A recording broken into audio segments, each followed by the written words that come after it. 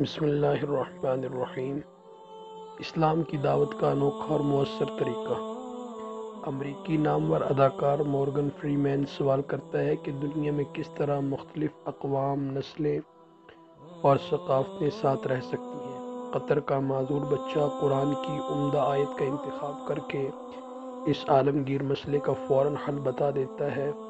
یا ایھا الناس انا خلقناکم من ذکر وانثی وجعلناکم شعوبا وقبائل لتعارفوا ان اکرمکم عند اللہ اتقاکم ان اللہ علیم خبیر۔ ترجمہ: اے لوگو، حقیقت یہ ہے کہ ہم نے تم سب کو ایک مرد اور ایک عورت سے پیدا کیا ہے اور تمہیں مختلف قوموں اور خاندانوں میں اس لیے تقسیم کیا ہے تاکہ تم ایک دوسرے کی پہچان کر سکو۔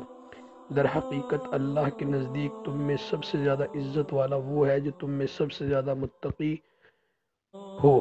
یقین رکھو کہ اللہ سب کچھ جاننے والا، ہر چیز سے باخبر ہے۔